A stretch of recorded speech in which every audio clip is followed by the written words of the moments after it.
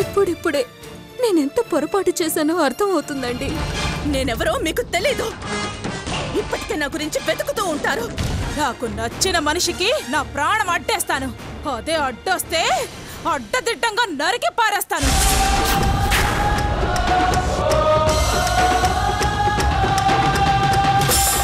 ఏం మాట్లాడుతున్నావు? నాకు మడుసుల్ని సంపడం కొత్త కాదే. సరాసరి నీ తల నరికి దీక్షని తీసుకుపోతా. భద్రా! ఏ యశోదరా, నువ్వు ఎంత గొంతు చించుకున్నా నా సీమ కుక్కలు కూడా నీ వైపు తల తిప్పి చూడవు.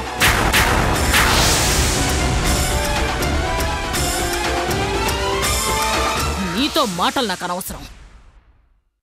నేను కార్తిక్తోనే తేల్చుకుంటాను.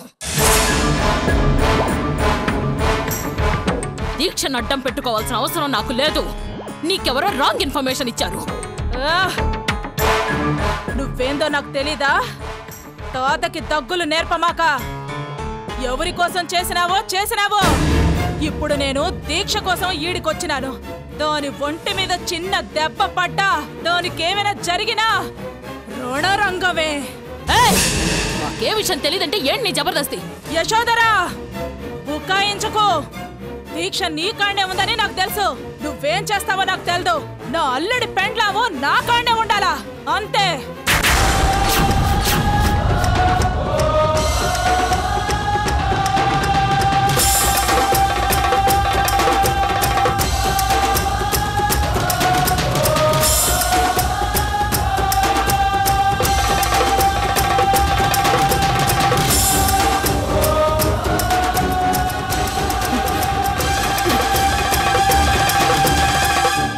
అసలేం జరుగుతోంది? మొన్న చందుని నువ్వు కిడ్నాప్ చేశావని కార్తీక్ అన్నాడు. ఇప్పుడు దీక్షని దాచావని ఈమె అంటుంది. అసలేంటిదంతా? చరిత్రమ్మా, హిస్టరీ. అసలు కిడ్నాప్లు అన్నవి మొదలైనవి మీ అమ్మగారితోనేనమ్మా. ఎన్ని కిడ్నాప్లు. మీ అమ్మగారంటే అదే యశోదర, కిడ్నాపులు రాణి. కాదమ్మా, కిడ్నాపులు సామ్రాట్టు. అందుకే ఎవరికైనా అనుమానం వస్తుంది.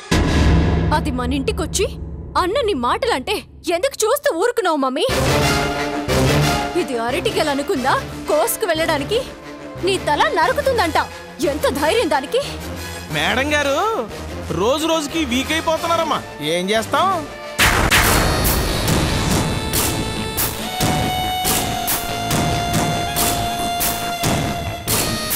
టైం బాగాలేనప్పుడు అంతేనండి. ఆడాళ్లే శత్రువులు అవుతారు. స్టోన్ మాత్రం స్ట్రాంగ్ గానే ఉంది. నా మాటే కాదురా, ఏం చేసినా స్ట్రాంగ్ గానే ఉంటుంది. మాకు తెలీదు, మేము చూడటల్లా. చాత కాక నేను సైలెంట్ గా ఉండలేదు. ఎవరు చేసినా కార్తిక్ గడికి దెబ్బ మీద దెబ్బ పడుతోంది. ఇది మనం ఉపయోగించుకొని వాడిని దెబ్బ కొట్టాలి. ఏంటి కొట్టేది? మనకు తగలకపోతే సరి. దీక్ష ఇప్పుడు మనకు కావాలి, కానీ భద్రకివ్వడానికి కాదు.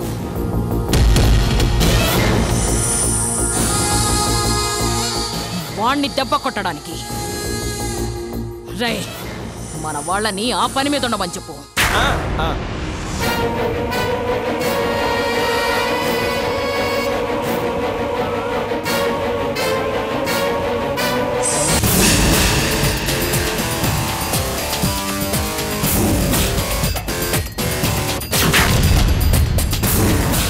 Okay okay good sure. Bobby, బిజ్జుకి నా మీద అనుమానం వచ్చిందా? క్యా హో బిజ్జు? బాయ్ బ్లడ్ వామిటింగ్ చేసుకున్నాడు బాబీ. వాట్? చలో బాయ్ని అర్జెంటుగా చూడాలి. హాస్పిటల్ మే జాయిన్ కరెంగే. ముంబై మే బ్రిజ్ కాండి హాస్పిటల్ ఉంది, అక్కడ బాంబే బ్లడ్ నై మిలేగా బాబాయ్. నువ్వు హైదరాబాద్ వెళ్ళు బిజ్జు, నేను బాయ్ పక్కనే ఉంటాను. బాయ్ కే పాస్ కిస్కా జరూరత్ నహీ హై బాబీ. బిజ్జు, ఈ మాట నాది కాదు బాబీ, బాయ్ చెప్పాడు. బాయ్ని చూసుకోవడానికి స్పెషలిస్ట్ డాక్టర్లు ఉన్నారు, మనుషులు ఉన్నారు. ఇప్పుడు భాయికి కావాల్సింది చంద్రముఖి.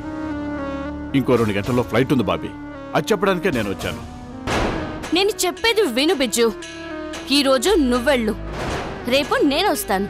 अरे 1 मिनट बहुत इंपॉर्टेंट है बाबी. देर हो गया तो भाई की कुछ भी हो सकता है. ఈ ఆపరేషన్లో ఉన్న మన మనుషులందరూ చచ్చిపోయారు. నై చంపేశారు.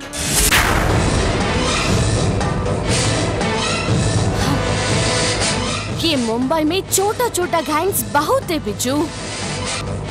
గురునారాయణ భాయ్ మీద వాళ్ళు కన్నేసుంచారు. మన వాళ్ళని ఎవరు చంపుతున్నారు? ఓ బాబీ, అయినా అది ఎంతో కాలం తాగదు. బదలా తీర్చుకుంటాను.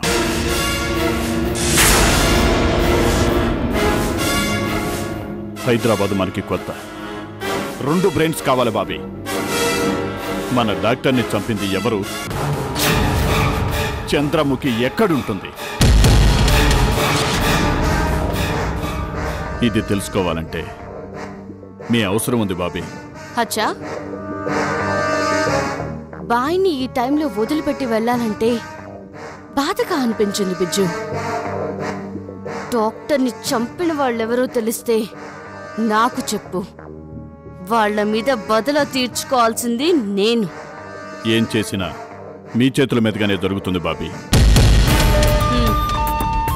ఎయిర్పోర్ట్కి వెళ్లే ముందు నేను బాయ్ని ఒకసారి చూడాలి.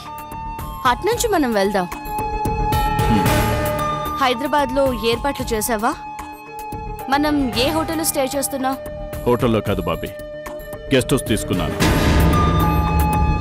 అక్కడైతే మనకి ప్రైవసీ మిలేక. రైట్. మిగతా పనులుంటే వెంటనే పూర్తి చేయి. నేను గంటలో రెడీగా ఉంటాను. ఠీకే బాబీ, చలో. గురునారాయణ, నీకు ఈ లోకం నుండి గుడ్ బై చెప్పడానికి వస్తున్నాను. రెడీగా ఉండు.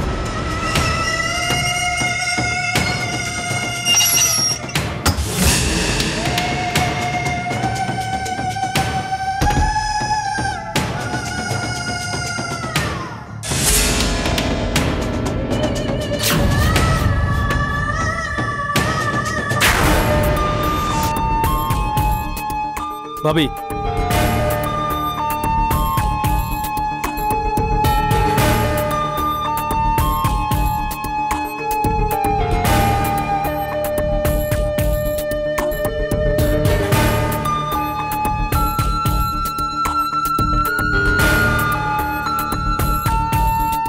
क्या हुआ बाबी? तुम गलत किया छोटू. డాక్టర్ సాబ్ని ఖతం చేయమన్నారు. ఖతం చేస్తే ఇనామ్ ఇస్తారనుకున్నాను. इनाम होना तो दिमाग से काम करना छोटू. డాక్టర్ని ఖతం చేయమన్నాను. డెడ్ బాడీని రోడ్డు పైన పడేయమన్నాను. मैं क्या करूं बाबी? पीछे एक आदमी हम दोनों को पकड़ने को कोशिश किया. करे तो क्या करना? और डॉक्टर गार దగ్గర ఇంకేం లేవా? उसके पास काली ब्रीफ केस है बाबी, वो लाया. బ్రీఫ్ కేసులో డాక్టర్ సెల్ ఫోన్ ఉందా? వాడి పాకెట్లో ఇంకా చాలా ఉంటాయి. పర్స్ ఉంటుంది, అందులో వాడి ఫోటో ఉంటుంది. उसको बीबी और बच्चों को फोटो रहता. माफ कीजिएगा बाबी, वो सब में नहीं सोचा. मैं बोला ना, దిమ్మాకున్నవాడే ఇవన్నీ ఆలోచిస్తాడు.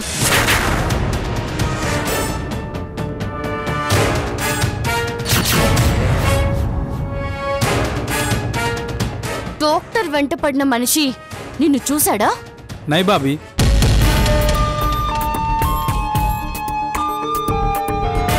బిజ్జుకి అనుమానం వచ్చింది. బాయ్ డాక్టర్ని మనం చంపమని తెలిసిందంటే బాయ్ మామూలుగా చంపడు. एक एक पॉट के निकाल के देता. समझे? నువ్వు కొంతకాలం ముంబై చోట్కే చలే జావ్. నేను మళ్ళీ చెప్పే వరకు నువ్వు మన వాళ్ళకెవ్వరికి కనిపించకూడదు. ठीक है बाबी.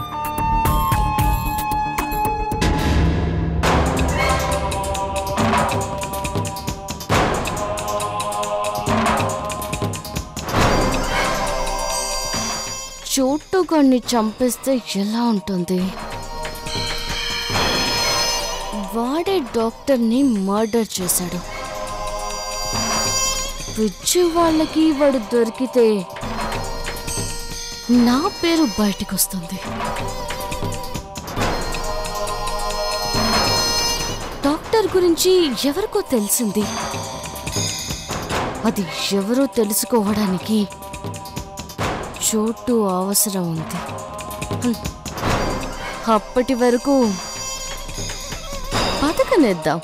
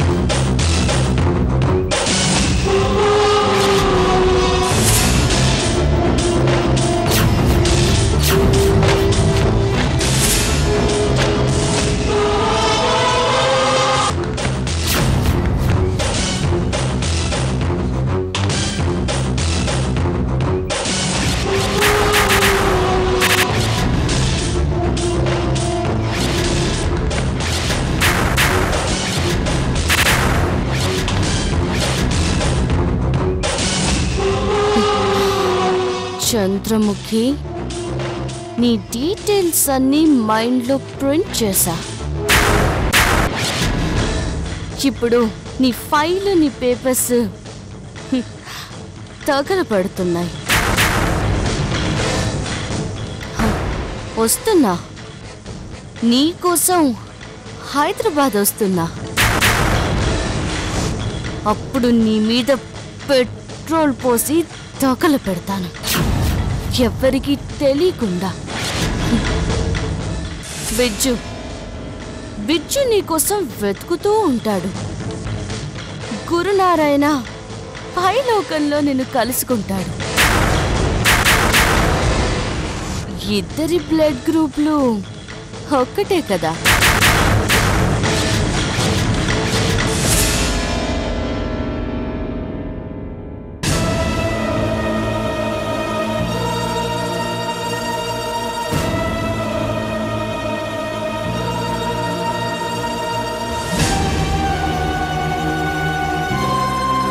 అబార్షన్ చేయించుకుంటాను.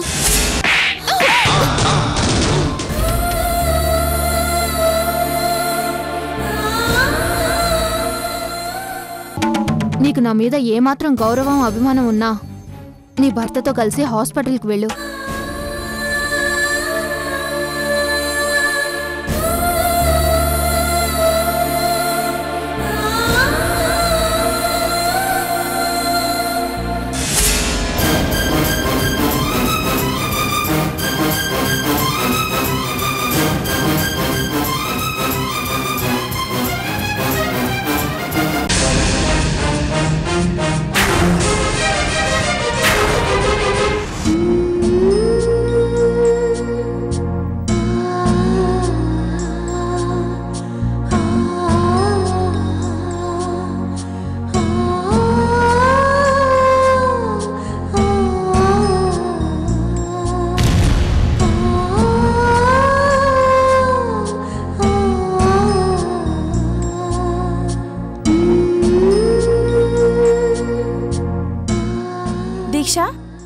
అర్థమైందా? ఇవి ఎలా ఉన్నాయో చెప్పు, నచ్చకపోతే ఎక్స్చేంజ్ చేసుకోవచ్చు. లేచి రెడీ అవ్వు, నేను వెళ్ళి కాఫీ తీసుకొస్తాను. వద్దు శ్రద్ధ,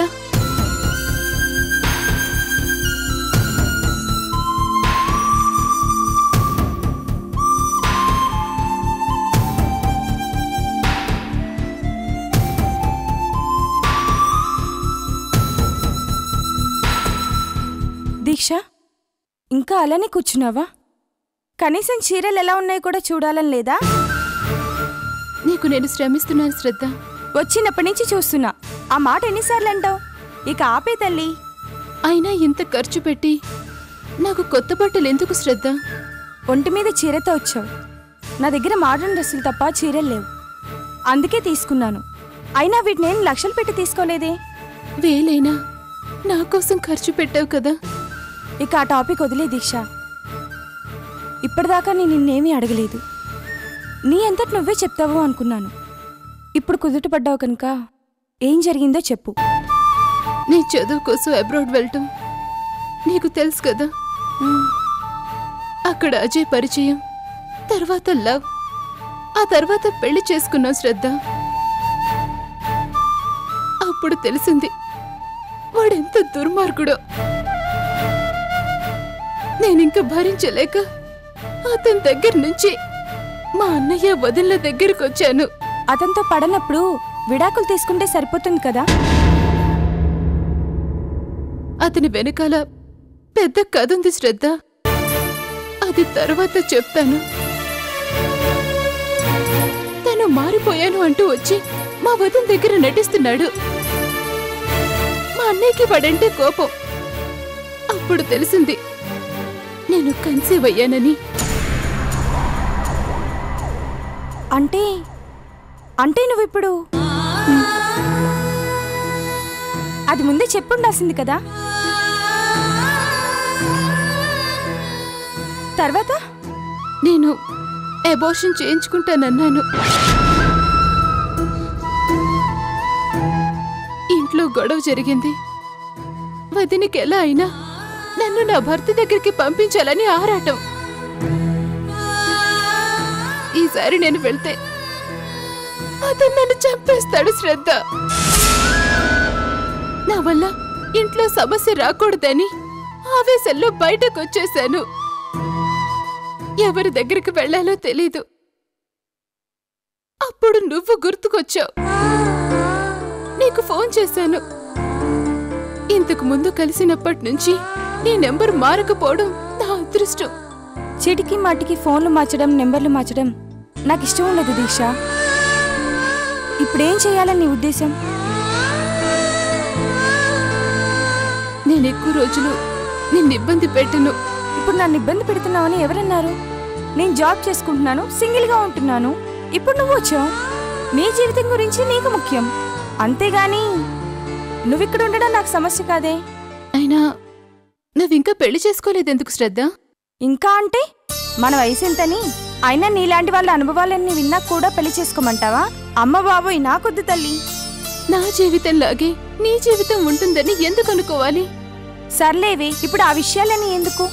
ఏవైనా నువ్వు అన్ని విషయాలు చెప్పట్లేదు, కొన్ని విషయాలు దాస్తున్నావు. సరే, నీ ప్రాబ్లమ్స్ నీకుంటాయి, చెప్పాలనిపించినప్పుడే చెప్తావు, అంతే కదా? సరే, ఇదివరకు మనం ఎలా ఉన్నామో అలానే ఉండు. ముందు బాగా ఆలోచించి ఒక మంచి నిర్ణయం తీసుకో. ఈలోపు నేను వంట ఏర్పాట్లు చేస్తాను. కాఫీ తాగి రెడీ అవ్వు.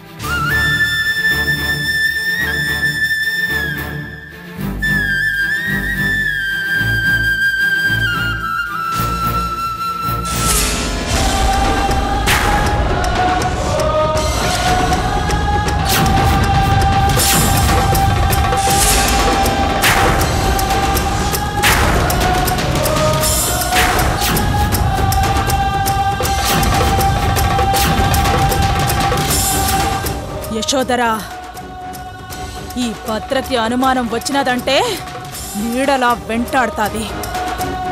ఇప్పటిదాకా నీతో నాకు పనివాళ్ళ, నిన్నొదిలిపెట్టనే, కల్లో కూడా నిన్నొదిలిపెట్టను.